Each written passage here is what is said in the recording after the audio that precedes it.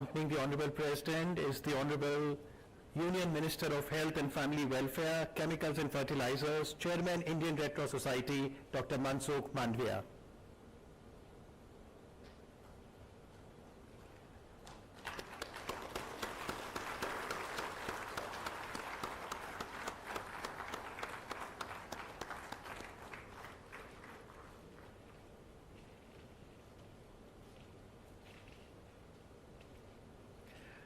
National anthem, please.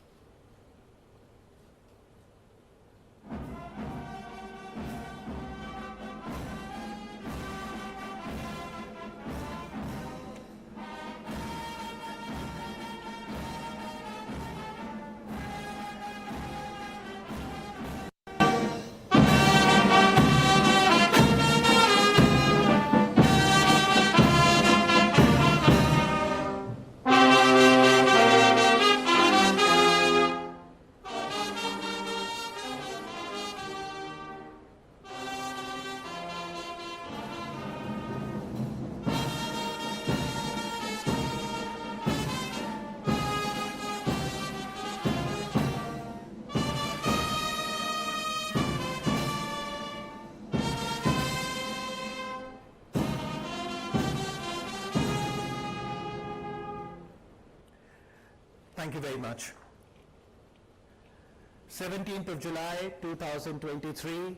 Today we all have gathered from the different parts of the country to participate in the annual general meeting AGM of the Indian Red Cross Society. Covid pandemic के चलते पिछली 2 AGM virtually conduct हुई थी और इसलिए आज लंबी अवधि के बाद इन पर्सन AGM हो रही है और इतनी बड़ी संख्या में देश भर से सदस्य जुड़े हैं। उत्साह इसलिए भी बढ़ जाता है कि आज वार्षिक आम बैठक का आयोजन राष्ट्रपति भवन कल्चरल सेंटर में हो रहा है। आप सभी का हार्दिक अभिनंदन। To preside over the ceremonial session of the Indian Red Cross Society and to present the awards for the year 21-22, we have the gracious presence of Honorable President of India, who is also the Honorable President of the Indian Red Cross Society, Srimati Draupadi Murmu ji. We acknowledge the presence of respected governors of different states, lieutenant governors of different union territories who are present in person and some joining us through video conferencing. Thank you very much for your gracious presence, sir and madam. May I first invite Shri R.K. Jain, Secretary General IRCS, for his welcome address.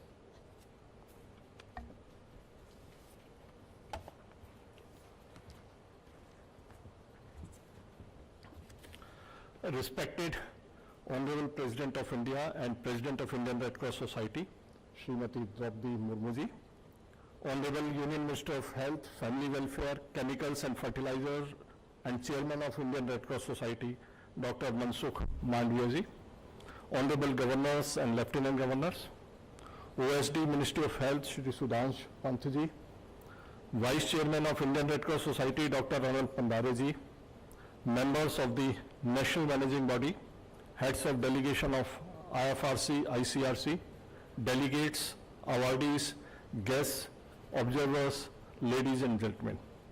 It is my privilege and honor to welcome all of you and to express the deep appreciation of the Indian Red Cross Society to the Honorable President for agreeing to preside over the ceremonial session of the annual general meeting and to give away the prizes to the best performing branches and distinguished Red Crossers. Madam, your generous offer to host the AGM, including the business session, in the Rashtrapati Bhavan indeed shows your support and interest in the humanitarian work of Indian Red Cross. I would also like to extend a hearty welcome to our Honorable Chairman and thank him for his visionary guidance and leadership. Today I feel proud to say that Indian Red Cross has lived up to its commitment and contributed to the betterment of the society. Let me use this opportunity to share some of the activities and initiatives of Indian Red Cross Society. Disaster response continues to be one of the core activities.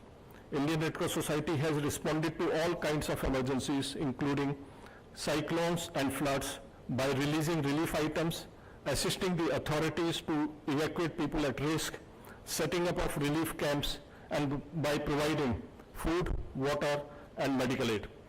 As we all know, COVID-19 pandemic presented unprecedented challenges, and the IRCS quickly adopted its ongoing programs in responding to the situation.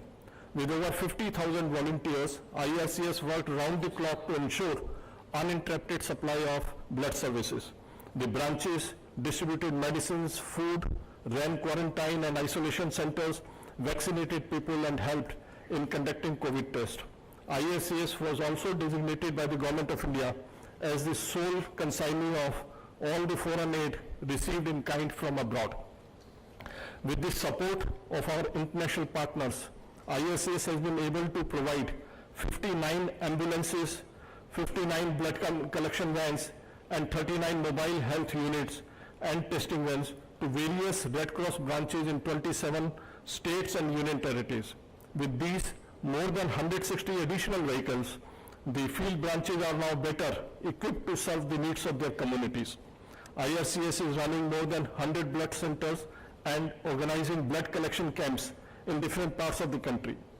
During the year 21-22, Blood Center at National Headquarters provided around 16,000 units of bloods and components free of cost to the patients admitted in government hospitals, thalassemics, and hemophilics. As one of its major initiatives, National Headquarters has started online examination of first aid on pilot basis in Delhi, Haryana, and Punjab. So far, over 25,000 candidates have been registered and more than 20,000 certificates have already been issued, which have been downloaded by the successful candidates. After the system is validated during the pilot phase, it will be rolled out in the entire country, which will streamline the entire process. IRCS has signed MOUs with 26 universities in few states, including Punjab, Himachal Pradesh, and Rajasthan, so that the students at these universities learn, among other things, humanitarian principles. Indian Red Cross Society has covered around 3,000 patients in different states with adherence rate of above 95% for prevention of multiple drug resistance of TB patients. Madam, we are ensuring transparency and accountability in the national headquarters and also placing details of our income and expenditure in public domain. We've also adopted technology and digitization for the efficient functioning of Indian Red Cross Society. I would conclude by saying that Indian Red Cross, with a network of more than 1,100 branches, continues to provide a wide range of services and programs across the country, for which I thank all the members, volunteers, staff, and stakeholders of Indian Red Cross. With these words, I once again welcome all of you. Thank you. आज के इस कार्यक्रम में मैं महामहिम श्री का हार्दिक अभिवादन करता हूं और यहां उपस्थित आप सभी का स्वागत करता हूं। भारत विविधताओं का देश है और विविधता में एकता ही हमारी पहचान है। प्रधानमंत्री श्री मोदी जी ने इन्हीं विविधताओं को संयोजने के लिए एक भारत श्रेष्ठ भारत का मंत्र हमें दिया है और मोदी सरकार लगातार यह प्रयास कर रही है कि समाज में अंतिम पायदान पर बैठे व्यक्ति तक आधुनिक स्वास्थ्य सुविधाओं का लाभ पहुंचाया जा सके। साथियों, माननीय प्रधानमंत्री जी ने सिकल सेल की चुनौतियों को खत्म करने के लिए सिकल सेल एनीमिया उन्मूलन अभियान 2047 का आरंभ किया है और इस दिशा में हम लक्ष्य की तरफ आगे बढ़ते रहे हैं। आयुष्मान भारत योजना के जरिए देश में 1.60 लाख हेल्थ एवं वेलनेस सेंटर का पूरा नेटवर्क तैयार किया गया है। यह सेंटर अब सिकल सेल रोगों को खत्म करने में महत्वपूर्ण भूमिका अदा करेगा। आज इस मौके पर मैं भारतीय रेड क्रॉस के तमाम साथियों, स्वयंसेवकों का धन्यवाद करना चाहता हूं कि आपने मोदी जी के स्वस्थ भारत के सपने को जिस तरह जिया है वो एक मिसाल है। रेड क्रॉस सोसाइटी आपदा में एक उम्मीद की तरह है। शुरुआत में इस संस्था का नाम international committee for relief to the wounded रखा गया था। उसका नारा है find the voluntary inside you यानी अपने अंदर के स्वयं सेवक को पहचाने। हमारी चिंतन परंपरा भी यही कहती है कि हम में बहुत क्षमता है। हम इस सोच के साथ आगे बढ़े तो हम हमारे लिए नामुमकिन कुछ भी नहीं है। भारतीय रेड क्रॉस सोसाइटी इन्हीं मानवीय मूल्यों को बढ़ावा देती है जो अन्य मनुष्य के लिए सम्मान और समस्याओं के समाधान खोजने के लिए मिलकर काम करने की इच्छा को प्रोत्साहित करता है। कोविड के दौर में हमने देखा कि रेड क्रॉस ने हमारे सोसाइटी के लिए क्या क्या किया। राहत सामग्रियां पहुंचाई, इंटरनेशनल फंडिंग में मदद की। उस वक्त जब हम घरों में थे, रेड क्रॉस सोसाइटी के कार्यकर्ता बाहर अपनी जान की बाजी लगाकर हमारी जान बचा रहे थे। रेड क्रॉस द्वारा समय समय पर रक्तदान शिविरों का आयोजन भी किया जाता है और लोगों को रक्तदान के लिए जागरूक भी किया जाता है। यह संस्था लोगों को कैंसर, एनीमिया, थैलेसेमिया जैसी जानलेवा बीमारियों से बचाव के तरीके के बारे में भी जागरूक करती है। हमने ये भी देखा है, माननीय राष्ट्रपति महोदया के द्वारा लास्ट ईयर टीबी मुक्त भारत अभियान लॉन्च किया गया था। उसमें यहाँ उपस्थित और वर्चुअली जुड़े हुए सभी माननीय गवर्नर जी को भी मैं अभिनंदन करना चाहता हूँ, रेड क्रॉस को भी मैं अभिनंदन करना चाहता हूँ। सब लोगों ने मिलके राष्ट्रपति महोदया का आह्वान को स्वीकार करके एक मुहिम के रूप में टीबी मुक्त भारत अभियान को आगे बढ़ाया है। भारत में होने वाली सभी आपदाओं में बाढ़ सबसे विनाशकारी होती है। 40 मिलियन हेक्टेयर से अधिक भूमि जब बाढ़ से त्राहित कर जाती होती है, तब रेड क्रॉस तमाम मुश्किलों को क्रॉस करके आपदा प्रबंधन में जुट जाते हैं। ट्यूबरक्लोसिस जैसे संक्रामक रोग के उन्मूलन के लिए रेड क्रॉस सोसाइटी के योगदान हम भारतीय कभी नहीं भूल सकते। मातृत्व और बाल कल्याण के लिए विभिन्न चिकित्सालयों, उपकेंद्रों एवं बाल विकास केंद्रों के माध्यम से कल्याणकारी गतिविधियां जारी हमेशा रखे हैं। इसकी मैं प्रशंसा करता हूं। मुझे इसका गर्व है कि मैं इस परिवार का मुखिया हूं, जिसका जन्म ही मानव कल्याण के लिए हुआ हो, पीड़ितों की मदद करने के लिए हुआ हो। रेड क्रॉस MCW इकाइयां सहायक नर्सों, दाइयों और गृहिणियों को होम नर्सिंग कौशल सिखाती है, जिससे हम जमीनी स्तर पर सक्षम होते हैं। साथियों, जैसा कि हमारे कर्मठ प्रधानमंत्री जी अक्सर कहा करते हैं कि हमें भी प्रतिदिन संवरने और सीखने की जरूरत होती है। हम जितना सक्षम होंगे उतनी कुशलता से हम दूसरों का भला करने में कामयाब हो सकते हैं और इसलिए इस दिशा में हमें और काम करने की जरूरत है। अब हमें रेड क्रॉस को अगले स्तर पर पहुंचाने की भी जरूरत है। अगले स्तर से मेरा मतलब है कि भारतीय रेड क्रॉस दुनिया भर में काम करे और अपना और अपने देश का परचम लहराए। खुद को हम सक्षम तभी बना सकते हैं जब हमारे संसाधन, हमारे रिसोर्सेज अच्छे हो। जितने अच्छे हमारे संसाधन हो उतने ही लोग हमसे ज्यादा से ज्यादा जुड़ेंगे और जितने ज्यादा लोग जुड़ेंगे उतना ही ज्यादा फंड हम जनरेट कर पाएंगे। हमें अभी और डिजिटल होना है, साथ ही अपने आचरण पर भी काम करने की आवश्यकता है, जिसे कोई हम पर उंगली ना उठा सके। साथियों, भारतीय रेड क्रॉस में वो ताकत है जो हर पल को सामर्थ्यवान और सार्थक बना सकती है। आइए खुद को बदलने का, अमृत काल में संवारने का हम सब लोग प्रण लें। जिन साथियों को, जिन इकाइयों को आज पुरस्कृत किया जा रहा है, मैं उन्हें तहे दिल से बधाई देता हूं और अपने अधिकारियों के प्रति सम्मान भी प्रकट करता हूं। साथियों, इंटरनेशनल रेड क्रॉस को तो कई विश्व शांति पुरस्कार मिल चुके हैं। हमारी कामना है कि भारतीय रेड क्रॉस सोसाइटी को भी विश्व शांति पुरस्कार मिले और हम हमारी मिसाल को दुनिया में कायम करे। जय Hind.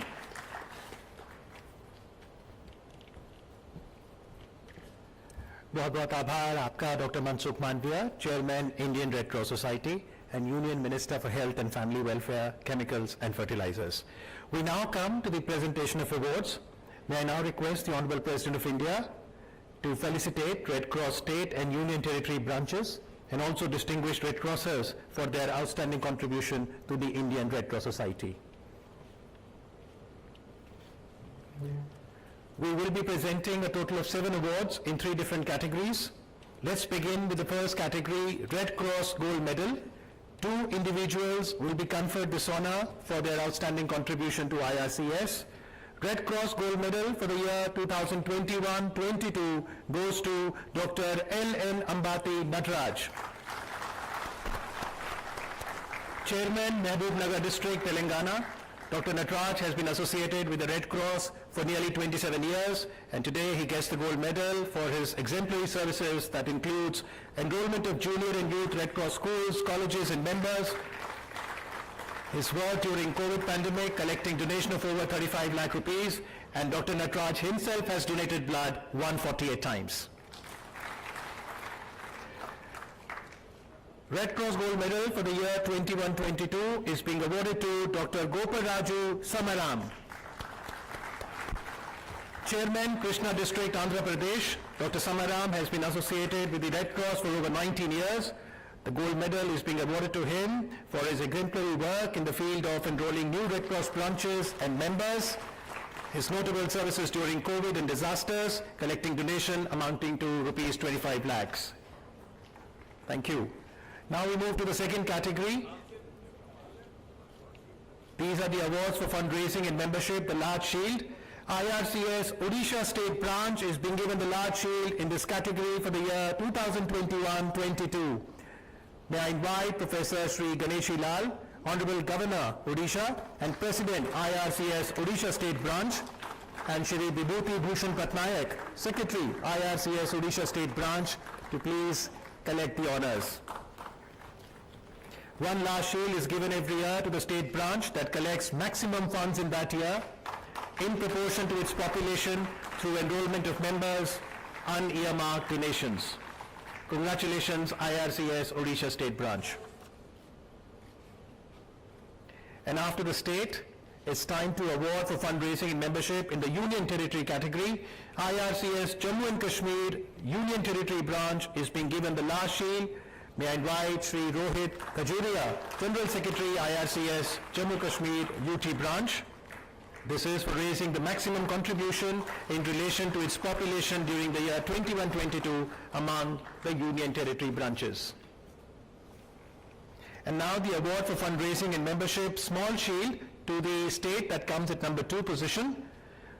May I invite on stage IRCS Haryana State Branch. We have the honor of having Shri Bandaru Dattatreya, Honorable Governor Haryana and President IRCS Haryana State Branch, and Dr. Mukesh Agarwal, Secretary IRCS Haryana State Branch, to collect the award.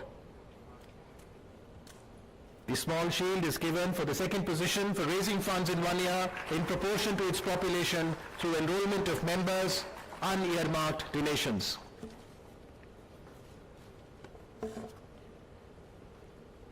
And now we come to the final category of awards, the Blood Donation Shield. One for the state branch and the other to the UT branch. During the year 21-22, Gujarat State Branch gets the Blood Donation Shield. May I invite Dr. Ajay Desai, Vice Chairman, IRCS Gujarat State Branch, to collect the honors. Gujarat State Branch has collected highest units of voluntary blood, 2,77,616 units through its branches, and stood first as Dr. Desai collects the award from the Honorable President of India. And the last award, during the year 21-22, Dadra and Nagar Haveli and Daman and Diu Union Territory has collected the highest units of voluntary blood in proportion to its population and is being given the Blood Donation Shield for this achievement. May I invite on stage Ms. Charmi Parekh, Resident Deputy Collector, Secretary IRCS Dadra and Nagar Haveli and Daman and Diu Union Territory Branch, to please collect the shield from the Honorable President of India, President of IRCS, Srimati Draupadi Murmu ji. I request all the dignitaries to kindly take their seats. Congratulations to all the award winners and everyone who's associated with the Red Cross movement. Red Cross movement is present all across the globe और बात अगर Indian red cross society की करें तो इसकी स्थापना 1920 में हुई थी। 100 साल से अधिक पुरानी है ये संस्था और जब भी कहीं पर कोई प्राकृतिक आपदा आती है, फ्लड, साइक्लोन या ब्लड की आवश्यकता पड़ती है तो वॉलंटियर्स हमेशा तत्पर रहते हैं। एक बार रेड क्रॉस वॉलंटियर्स के लिए जोरदार तालियां। Gratitude to everyone. And now I'd like to invite Honorable President of India, Srimati Draupadi Murmu ji, for her presidential address.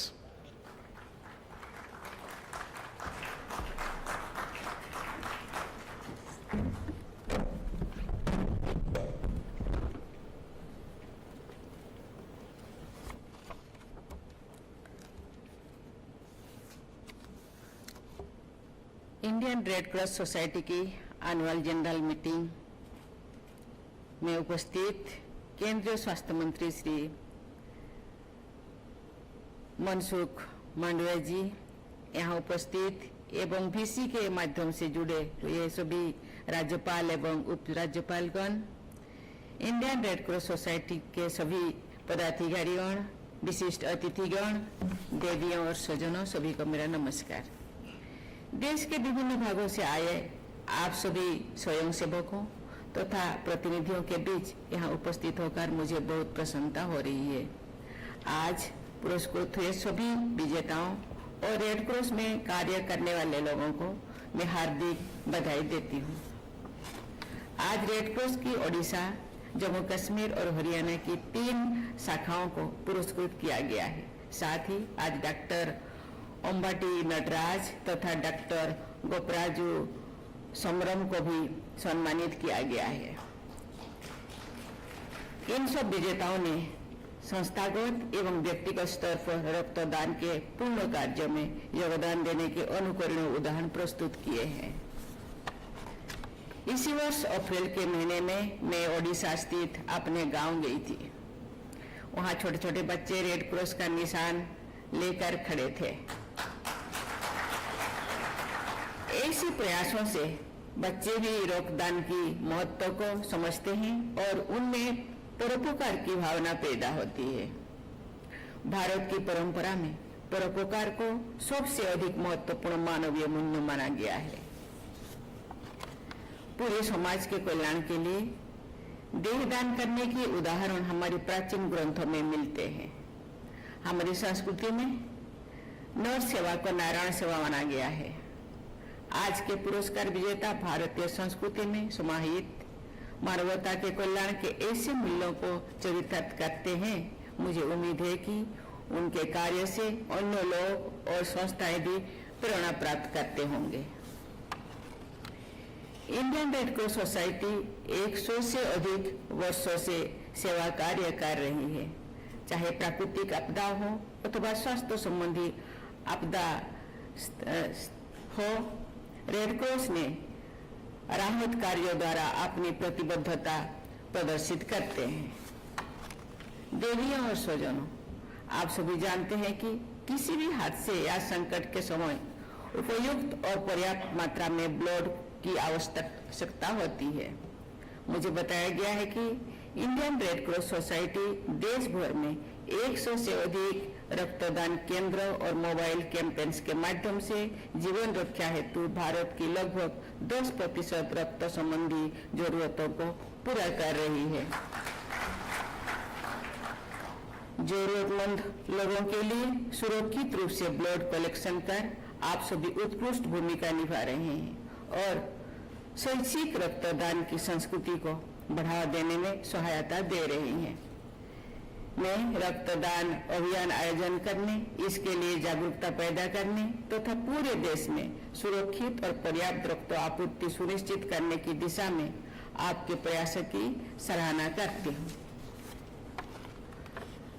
आज भी कुछ लोगों के मन में रक्तदान को लेकर कई तरह की आशंकाएं बनी हुई है। लोगों को इस महान सामाजिक कार्य हेतु प्रोत्साहित करने के लिए रक्तदान के बारे में आशंकाओं का गलत क्रोनिया को दूर करना जरूरी है। मैं चाहती हूं कि आप रक्तदान से जुड़ी भ्रांतियों को दूर करें और सभी लोगों, विशेषकर युवाओं को अपने साथ जुड़े। देवियों और स्वजनों, कोविड-19 महामारी देश और समग्र विश्व के लिए असाधारण रूप से चुनौतीपूर्ण रही। इस दौरान इंडियन रेड क्रॉस सोसाइटी ने महत्वपूर्ण सेवाएं प्रदान की। इस संस्था ने सही जानकारी प्रसारित करने में मदद की और महामारी में प्रभावित लोगों की सहायता के लिए संसाधन भी जुटाए हैं। इस संस्था से जुड़ी लोगों ने अपने जान की परवाह किए बिना जागरूकता और राहत गतिविधियों में जिला प्रशासन का साथ दिया। इंडियन रेड क्रॉस सोसाइटी के लोग भी कोविड वॉरियर्स में शामिल थे। भारत में कोविड-19 महामारी का सामना करने के लिए बहुत कम समय में 220 करोड़ से अधिक वैक्सीन डोज देने का विश्व रिकॉर्ड बनाया है। लेकिन ये हमारे लिए महत्वपूर्ण है कि हम भविष्य की चुनौतियों का सामना करने के लिए सदैव तैयार रहें। ये अत्यंत जरूरी है कि हम नवाचार को अपनाएं और बदलती परिस्थितियों के अनुसार खुद को भी ढालें। ह्यूमैनिटेरियन एड में टेक्नोलॉजी की सहायता से क्रांतिकारी बदलाव लाया जा सकते हैं। अपनी पहुंच का विस्तार करने के लिए रेड क्रॉस सोसाइटी भी डिजिटल टेक्नोलॉजी की क्षमता का उपयोग कर सकती है। अंत में मैं मानवता के प्रति समर्पण और सेवा के लिए इंडियन रेड क्रॉस सोसाइटी की सभी सदस्यों और स्वयंसेवकों की सराहना करती हूँ। मानव सेवा के लिए आपका समर्पण, करुणा और निस्वार्थ भावना सभी देशवासियों को प्रेरित करती रहेगी। मैं आशा करती हूँ कि आप मानवता के कल्याण के अपने अभियान में निरंतर कार्य करते रहेंगे। आप सभी के उज्जवल भविष्य के लिए कामना करती हूँ और बहुत बहुत आपको बधाई देती हूँ। धन्यवाद। जय हिंद, जय Bharat.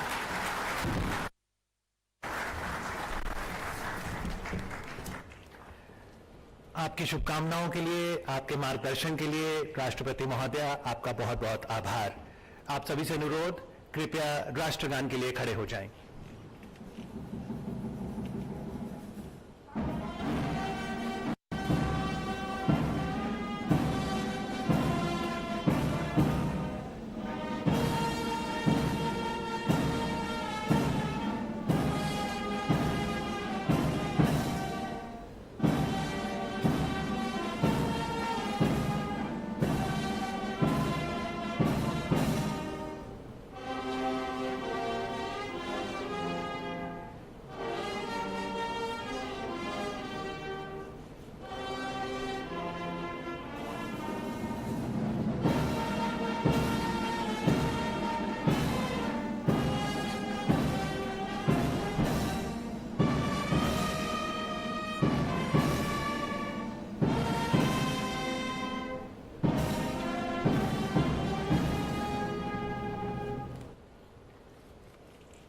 Thank you very much.